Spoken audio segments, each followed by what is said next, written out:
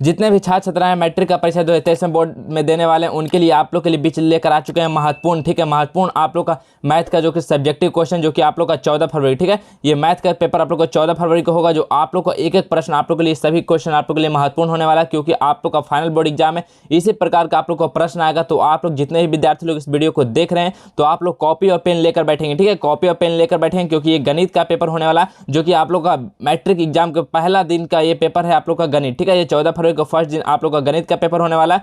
तो चलिए आप लोग के बीच हम सब्जेक्टिव क्वेश्चन करवाएंगे। ऑब्जेक्टिव तो आप लोग के लिए हम बहुत करवाएं, तो आप लोग इस वीडियो को नहीं देखें तो आप लोग इस चैनल पे सारा आप लोग का प्लेलिस्ट बना दिया गया, आप लोग वहां से देख सकते हैं, ठीक है। अभी हम आप लोग को सब्जेक्टिव क्वेश्चन करवा रहे हैं जो कि आप लोग के लिए एक एक प्रश्न बहुत ही महत्वपूर्ण है। तो आप लोग एकदम ध्यानपूर्वक इस वीडियो में लास्ट तक बने रहिएगा। और सभी क्वेश्चन आप लोग को हमेशा फाइनल बोर्ड एग्जाम में इसी प्रकार का आता है, ठीक है। आप लोग हम एकदम जो आप लोग का पूछा गया क्वेश्चन है, इंपॉर्टेंट क्वेश्चन है, वही क्वेश्चन करवाएंगे। तो आप लोग इस सभी क्वेश्चन को एकदम अच्छी तरह से आप लोग को बनाएंगे खुद से, ठीक है, तभी आप लोग को रिवाइज होगा और आप लोग बोर्ड एग्जाम में अच्छे से वहाँ पे दे पाएंगे, ठीक है। और आप लोग जितना भी पीडीएफ अगर पाना चाहते हैं या कुछ इंपॉर्टेंट क्वेश्चन पाना चाहते हैं तो आप लोग को विजिट करना है गूगल पे, क्या करना है सर, जस्टबेल, ठीक है, जस्टबेल एजुकेशंस.com, ठीक है। आप लोग ये सर्च कीजिएगा गूगल पे तो आप लोग के सामने सारा चीज़ आप लोग को इंपॉर्टेंट क्वेश्चन और न्यूज़ जो भी है आप लोग को वहाँ पे देखने को मिल जाएगा, ठीक है। तो चलिए आज की वीडियो को हम स्टार्ट करते हैं। तो जो भी देखिए क्लास 10th के विद्यार्थियों के लिए मैथ का जो इंपॉर्टेंट क्वेश्चन हम लेकर आ चुके हैं सब्जेक्टिव का, देखिए फर्स्ट क्वेश्चन आप लोग के बीच इसी प्रकार का क्वेश्चन आप लोग को पूछा जाएगा। वहाँ पे 2 मार्क्स और 5 मार्क्स में क्वेश्चन इसी प्रकार का रहने वाला है। तो फर्स्ट क्वेश्चन देखिए आप लोग को लिखा गया है, यूक्लिड के विभाजन एल्गोरिथम का प्रयोग करके 135 तथा 225 का मासा निकालना है, ठीक है। आप लोग को यूक्लिड विभाजन से एक क्वेश्चन आप लोग को एकदम कंफर्म रहता है, हमेशा आप लोग को एग्जाम में पूछा जाता है एक क्वेश्चन, ठीक है। तो आप लोग इससे लिख लीजिए, आप लोग को 100% एक क्वेश्चन आप लोग को ये यूक्लिड विभाजन से रहेगा, ठीक है। ये जस्टवेल एजुकेशन का था, ठीक है। तो आप लोग इसको नोट कर लीजिएगा। यूक्लिड विभाजन के एल्गोरिथम का प्रयोग करके आप लोग को मासा निकालना है। तो देखिए आप लोग यूक्लिड विभाजन से आप लोग को कैसे निकालना है, आप लोग के लिए बहुत ही एकदम ईजी बेस से आप लोग को यहाँ पे बताया गया है।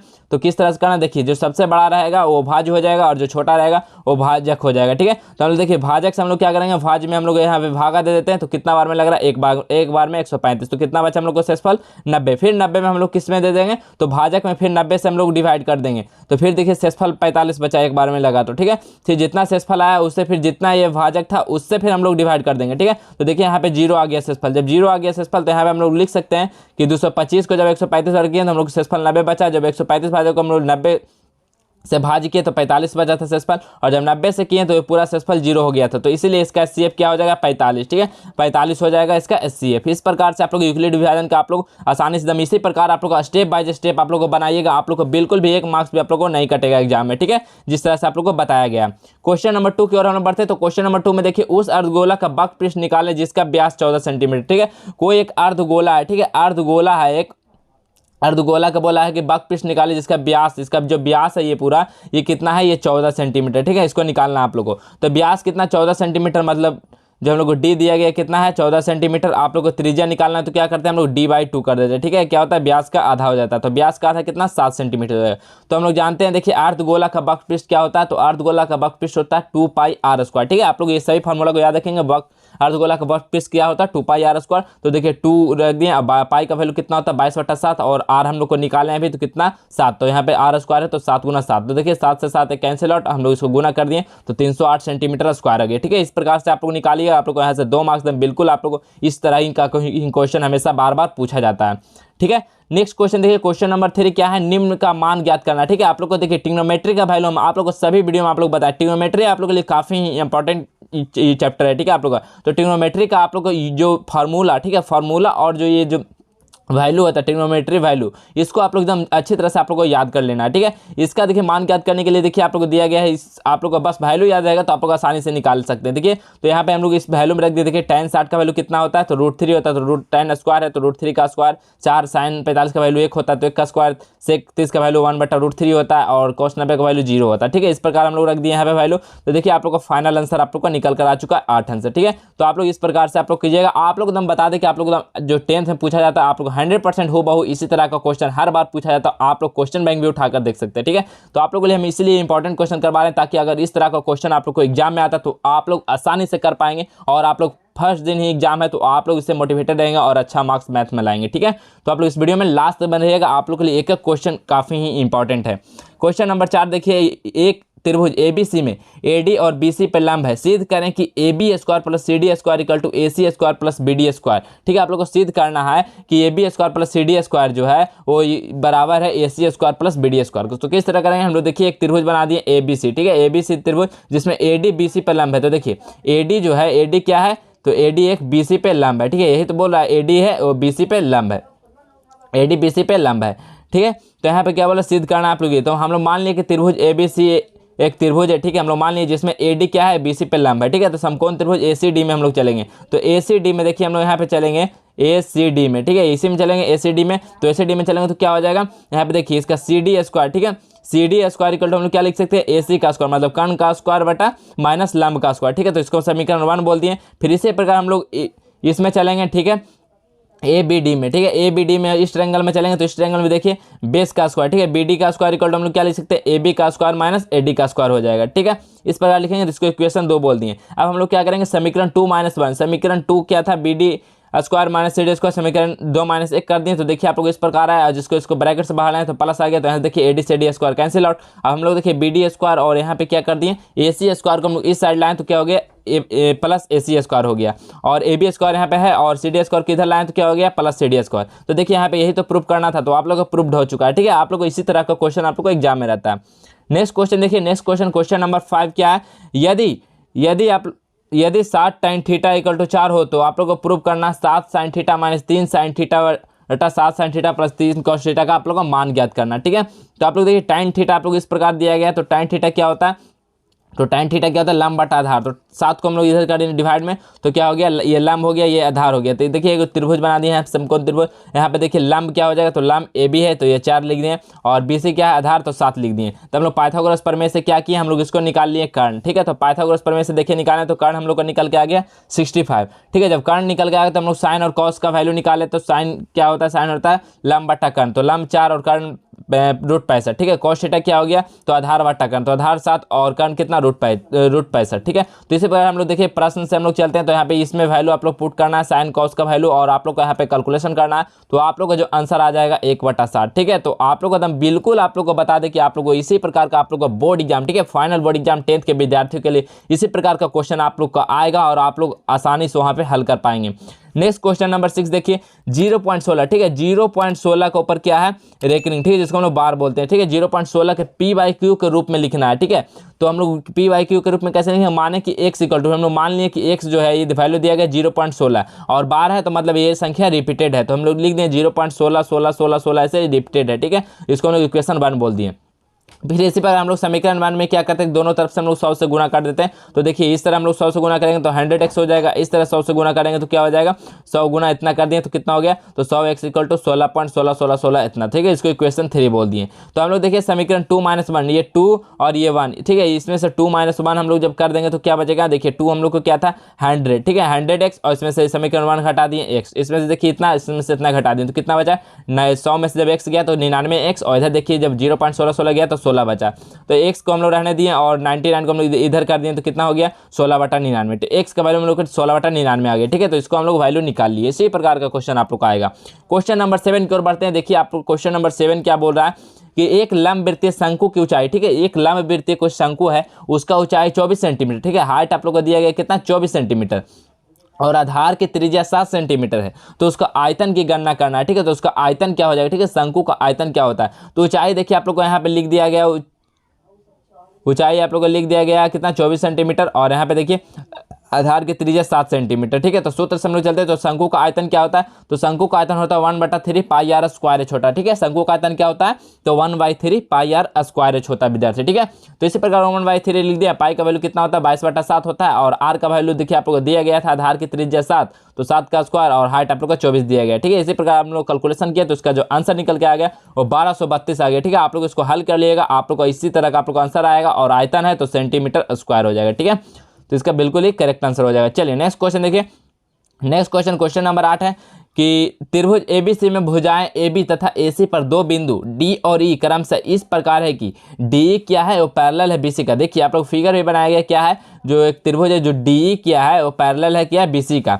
यदि AD जो है, AD का वैल्यू देखिए दिया है 4x - 3 सेंटीमीटर और AE का वैल्यू दिया गया 8x - 7 सेंटीमीटर और BD कितना है 3x, तो BD देखिए 3x - 1 और तथा CE कितना है 5x - 1, तो x का वैल्यू ठीक है जो x जिसमें है इस x का वैल्यू क्या हो जाएगा ये पूछा गया आप लोग से। ठीक है, तो हम लोग यहाँ पे लिख दें देखिए, इसलिए DE क्या है, DE जो पैरेलल है BC का, तो थेल्स प्रमेय से हम लोग चलते हैं, तो थेल्स प्रमेय से क्या हो जाएगा, ये जितना ई उतना ई। ठीक है, तो देखिए 4x - 3 बटा 3x - 1 इक्वल टू इधर लिख दिए 8x - 7 बटा 5x - 3। ठीक है, ये लिख दिए और हम लोग इसको क्या किए तो इसको हम लोग क्रॉस मल्टीप्लाई कर दिए। ठीक है, क्रॉस मल्टीप्लाई कर दिए थेल्स प्रमेय से, तो यहाँ पे देखिए क्रॉस मल्टीप्लाई करेंगे तो क्या हो जाएगा 4x - 3 और इधर क्या हो जाएगा 5x - 3। ठीक है, इसी प्रकार नेक्स्ट देखिए इधर जब क्रॉस मल्टीप्लाई करेंगे तो क्या हो जाएगा 8x - 7 और 3x - 1। ठीक है, तो इसी प्रकार देखिए आप लोग दोनों को हम लोग क्या किए, दोनों को हम लोग मल्टीप्लाई कर लिए, दोनों को ब्रैकेट हटा के, तो इस प्रकार का आप लोग को क्या निकल के आया, आप लोग को देखिए यहाँ पे एक इक्वेशन निकल के आएगा। इस इक्वेशन से हम लोग दो कॉमन ले लिए तो 2x² - 1 आया, फिर हम लोग देखिए 2 को जब इधर कर दिए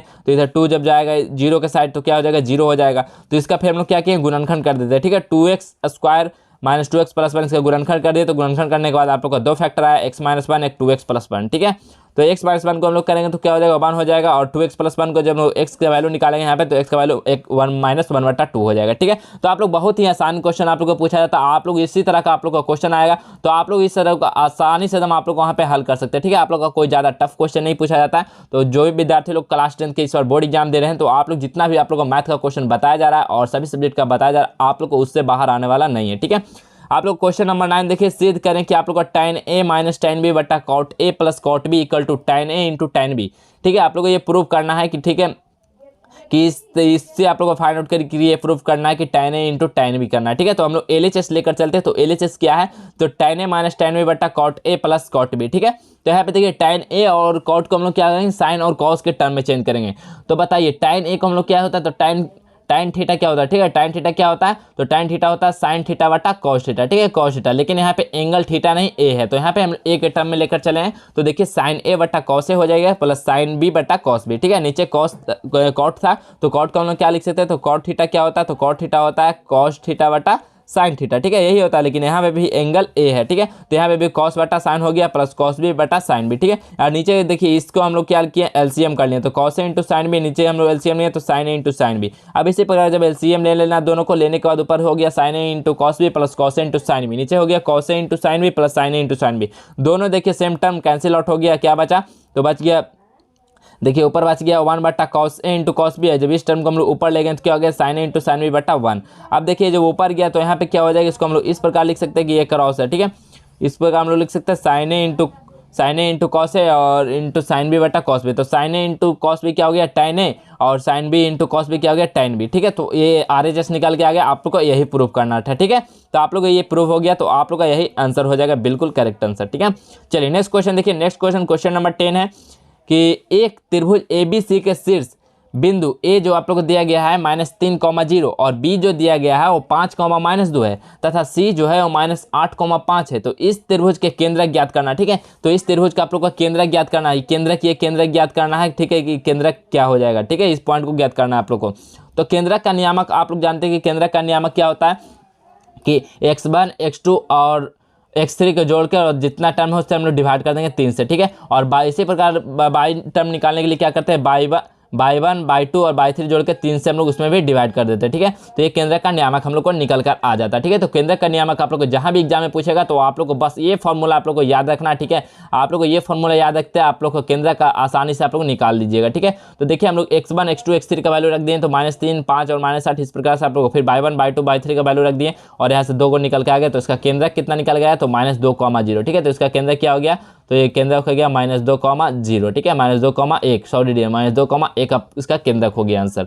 ठीक है, चलिए नेक्स्ट क्वेश्चन देखिए, नेक्स्ट क्वेश्चन है आप लोग का प्रोबेबिलिटी का काफी ही इंपॉर्टेंट क्वेश्चन। देखिए क्वेश्चन नंबर 11, 3 सिक्कों को एक बार उछाला जाता है। ठीक है, हम लोग कोई भी 3 सिक्का को जब एक बार उछालते हैं तो कम से कम 2 चित आने की प्रायिकता क्या हो जाएगी, 2 चित आने की प्रायिकता कम से कम क्या हो जाएगी। ठीक है, तो इसका सॉल्यूशन पार्ट को देखिए, जब हम लोग 3 सिक्का को एक साथ उछालेंगे तो उसमें क्या क्या परिणाम आएगा तो हम लोग को देखिए या तो तीनों हेड हो सकता है या तीनों टेल हो सकता है या एक हेड 2 टेल हो सकता है या 2 हेड 1 टेल हो सकता है या 2 टेल 1 हेड हो सकता है या 2 हेड टेल 1 टेल हो सकता है या टेल हेड टेल हो सकता है, या टेल हेड हेड हो सकता है, ठीक है, यही हो सकता है 8 को प्रोबेबिलिटी, ठीक है, जब 3 सिक्का को उछालेंगे तो देखिए यहाँ पे कम से कम 2 चित आने वाला की घटना कितना हो जाएगा, तो चित देखिए 2 आने वाला कितना हो जाएगा, तो 4 गो हो जाएगा, ठीक है। जब 4 गो हो जाएगा तो हम लोग यहाँ पे देखिए प्रोबेबिलिटी कैसे निकालेंगे, तो जितना जो चित आने की घटना है वो, और जितना पूरा जो कुल परिणाम था वो, तो कितना हो गया, तो 4 बटा, और पूरा नाम परिणाम कितना था 8, तो कितना होगा 1/2, मतलब उसमें चित आने की प्रायिकता कितना हो जाएगा, कम से कम चित आने की प्रायिकता 1/2 रहेगी, ठीक है, मतलब 50% चांस है कि वो चित आ जाएगा, ठीक है। चलिए नेक्स्ट क्वेश्चन की ओर देखिए। नेक्स्ट क्वेश्चन द्विघात समीकरण का आप लोग को क्वेश्चन आया है कि क्वेश्चन नंबर 12, द्विघात बहुपद x² + 2x - 8 के शून्य ज्ञात करना, ठीक है, आप लोग को शून्य ज्ञात करना डियर, तो आप लोग को किस तरह से शून्य ज्ञात करना है, ठीक है। तो आप लोग देखिए, आप लोग इतना अगर यहाँ तक आप लोग वीडियो में बने होंगे तो आप लोग वीडियो में लास्ट तक बने रहिएगा, और वीडियो को जो विद्यार्थी लोग अभी तक लाइक नहीं किए वो लाइक कर लीजिएगा, और चैनल पर नए हैं तो सब्सक्राइब जरूर कर लीजिएगा, ठीक है। आप लोग के लिए जो जस्ट वेल एजुकेशन आप लोग के लिए सभी चीज़ आप लोग को फ्री ऑफ कॉस्ट आप लोग को प्रोवाइड कर रहा है, तो आप लोग इसका बेनिफिट आप लोग जरूर लीजिएगा, ठीक है। तो चलिए आज की वीडियो में देखिए, आप लोग बताइए इसका क्या हो जाएगा, द्विघात बहुपद समीकरण का शून्यक आप लोग को ज्ञात करना है क्वेश्चन नंबर 12 में। तो f(x) देखिए आप लोग का x² + 2x - 8 है, ठीक है। तो देखिए आप लोग यहाँ पे आप लोग को क्या करना है कि द्विघात व्यंजक से आप लोग को इसको कंपेयर करके a1 b2 और c का वैल्यू a और b और c का वैल्यू निकालिए। तो a यहाँ पे 1 हो गया, b का वैल्यू कितना हो गया, तो 2 हो गया, और c का वैल्यू -8 हो गया। तो हम लोग जानते हैं d का विविक्तर का फॉर्मूला क्या होता है, तो b² - 4ac होता है, ठीक है। तो b का वैल्यू, a का वैल्यू, c का वैल्यू, तीनों का वैल्यू दिया गया, आप लोग रखिएगा d का वैल्यू निकल गया। जब d का वैल्यू निकल हम लोग को शून्यक निकालने बोला, ठीक है। तो शून्यक निकालने के लिए हम क्या करेंगे, तो एक फॉर्मूला होता है, क्या होता है, -b + -√d, d क्या है, एक विविक्तर है वहाँ पे, तो 2a, ठीक है। यहाँ से हम लोग निकालेंगे तो b का वैल्यू भी देखिए है, a का वैल्यू भी है, d का वैल्यू हम लोग अभी जस्ट निकालें, ठीक है। तो यहाँ से हम लोग निकाल लेंगे, तो यहाँ से वैल्यू आप लोग को निकल के आ जाएगा मोल, ठीक है। तो यहाँ पे देखिए -2 निकल के आ गया, ये बिल्कुल इसका सही आंसर हो जाएगा, ठीक है। आप लोग को इसी प्रकार का आप लोग को स्टेप बाय स्टेप आप लोग को एग्जाम में बना के आना, ठीक है। आप लोग एकदम जितना लंबा हो मैथ को उतना आप लोग लंबा करना, वहाँ पे शॉर्ट में बिल्कुल भी नहीं बनाना है, ठीक है।